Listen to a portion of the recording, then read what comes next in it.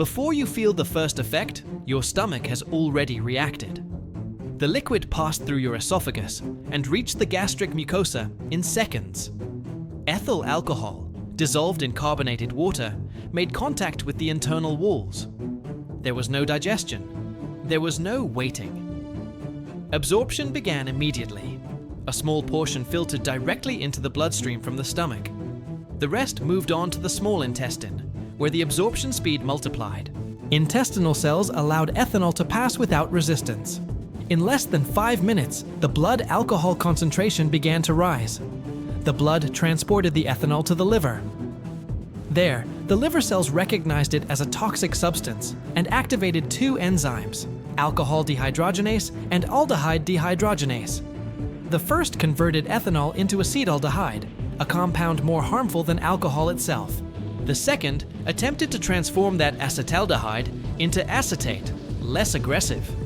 But the process was not instantaneous. Meanwhile, acetaldehyde circulated through the body, generating oxidative stress in multiple tissues. The brain received ethanol within minutes. Alcohol crossed the blood-brain barrier without difficulty. Once inside, it interfered with neurotransmitters. It enhanced the action of GABA, the inhibitory neurotransmitter, which caused relaxation, slowing of thought, and decreased reflexes. At the same time, it blocked glutamate receptors, the excitatory neurotransmitter, further reducing neuronal activity. The result was a generalized slowing of the central nervous system. The sensation of calm was not a sign of balance. It was a sign of suppression. While the brain slowed down, the pancreas detected the presence of carbohydrates coming from the malt. Beer contains fermentable sugars that were not completely metabolized during production. Those sugars entered the bloodstream along with the alcohol. The pancreas released insulin to process them, but the liver, busy breaking down ethanol, could not release glucose from its reserves normally. Blood sugar fluctuated. It rose briefly, then fell.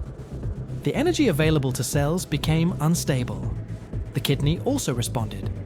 Alcohol inhibited vasopressin, the antidiuretic hormone that regulates water retention. Without active vasopressin, the kidneys allowed more liquid to pass into the bladder. Urine production increased disproportionately relative to the volume ingested. The body began to lose water, sodium, potassium. Cellular dehydration began silently. In the stomach, beer stimulated the production of hydrochloric acid. The gastric mucosa became irritated. The cells of the stomach lining faced a more acidic environment than usual. In repeated exposures, that chronic acidity weakened the stomach's protective barrier. Low-grade inflammation set in. The carbonation of beer accelerated alcohol absorption and distended the stomach. The accumulated gas pressed on the lower esophageal sphincter. In some cases, that sphincter partially gave way, allowing gastric acid to rise into the esophagus. The burning sensation was a direct consequence of that mechanical and chemical pressure. As alcohol circulated, the immune system began to react. Ethanol altered the permeability of the small intestine. The tight junctions between intestinal cells loosened. Fragments of intestinal bacteria, which normally remained contained, passed into the bloodstream. The immune system detected them and activated an inflammatory response. Pro-inflammatory cytokines rose. That inflammation was not localized. It was systemic. The liver, in addition to metabolizing alcohol, had to deal with that inflammatory load. Liver cells were subjected to metabolic and oxidative stress simultaneously. In occasional consumption, the liver recovered. In repeated consumption, the accumulation of fat in hepatocytes began. Non-alcoholic fatty liver, paradoxically, worsened with alcohol consumption, even if the beer was not distilled liquor. The heart also felt the impact. Ethanol acted as a temporary vasodilator. Blood vessels relaxed. Blood pressure fell slightly. That drop activated the sympathetic nervous system, which increased heart rate to compensate. The heart pumped faster, even though the body was at rest. Cardiac workload increased without apparent necessity. In parallel, beer consumption affected adipose tissue. Ethanol interfered with lipolysis, the process by which fat cells release fatty acids for energy. While the body metabolized alcohol, fat burning almost completely stopped. In addition, the empty calories from beer added to the daily energy balance without providing essential nutrients. The caloric excess, combined with the inhibition of lipolysis, favored fat storage, especially in the abdominal region. Sex hormones also became dysregulated. In men, alcohol increased the activity of aromatase, an enzyme that converts testosterone into estrogen. Available testosterone decreased.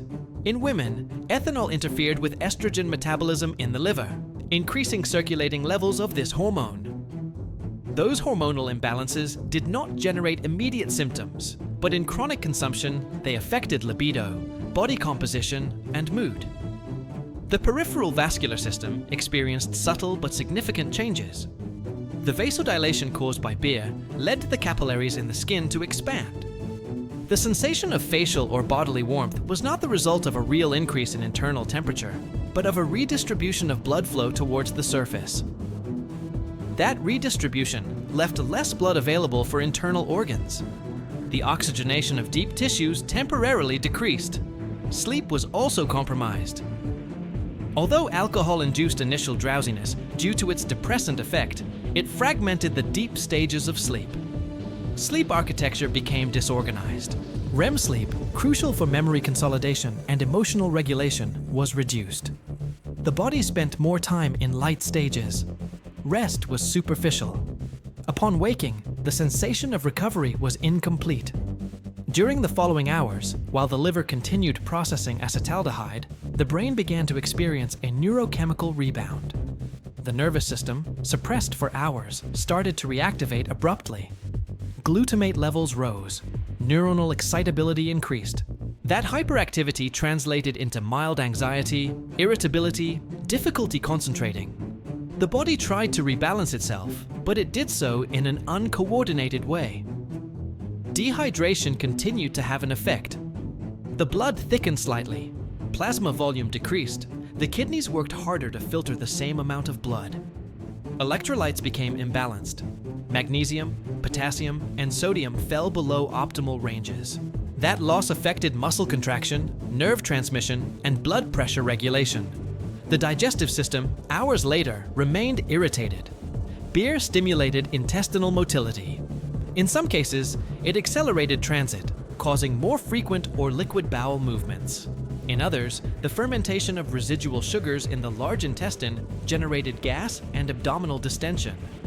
The intestinal microbiota, altered by alcohol, produced compounds that increased local inflammation. The liver, overloaded by the breakdown of ethanol, decreased its ability to synthesize essential proteins. The production of albumin, fundamental for maintaining the oncotic pressure of the blood, temporarily decreased. The production of clotting factors was also affected. Although these changes were reversible in isolated consumption, repetition of the habit led to progressive liver dysfunction.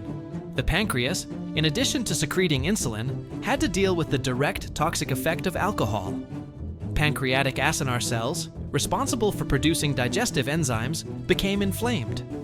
In cases of chronic beer consumption, that inflammation led to chronic pancreatitis, a condition that compromised the digestion of fats and proteins, generating nutrient malabsorption. Bones also suffered indirect consequences. Alcohol interfered with calcium absorption in the intestine and increased its urinary excretion. In addition, ethanol affected the activity of osteoblasts, the cells responsible for forming new bone tissue. Over time, bone mineral density decreased, increasing the risk of fractures. The peripheral nervous system began to show signs of deterioration in prolonged consumption. Ethanol damaged the myelin sheaths that cover peripheral nerves. That demyelination caused neuropathies, tingling, numbness, loss of sensation in hands and feet. Nerve conduction became slower. Reflexes weakened. As days passed, if beer consumption was repeated, the body stopped responding with the same efficiency. The liver accumulated more fat. Liver enzymes rose. Insulin sensitivity decreased. The pancreas had to secrete more insulin to achieve the same effect. Metabolic resistance settled in silently. The brain also adapted its chemistry. GABA receptors became less sensitive. Glutamate receptors became more reactive. To feel the same relaxing effect, the body required more alcohol. That tolerance was not a sign of strength. it was a sign of progressive dysregulation. The immune system, repeatedly exposed to ethanol, lost response capacity. White blood cell production was affected. The inflammatory response became chronic. The body remained in a constant state of low-grade inflammation that did not generate obvious symptoms, but affected tissue repair, cognitive function, and metabolic balance. The skin also reflected the impact of chronic beer consumption. Constant dehydration reduced skin elasticity. Systemic inflammation accelerated cellular aging. Toxins accumulated by an overloaded liver manifested as dullness, redness, and breakouts. The skin barrier weakened, making it more vulnerable to external irritants. The same body. Two radically different internal states. One, in which the liver processed nutrients, the brain maintained neurotransmitters in balance, the intestine protected its barrier, the heart pumped efficiently, hormones circulated within stable ranges. Another, in which each of those systems faced continuous chemical stress, accumulated dysregulation, a metabolic load that did not generate immediate pain, but altered underlying physiology. The body did not forget any of the processes that were activated with beer. Each exposure left a mark on the liver, on the brain, on the intestine, on the immune system. Repetition of the habit consolidated those marks. What began as an isolated response became a physiological pattern.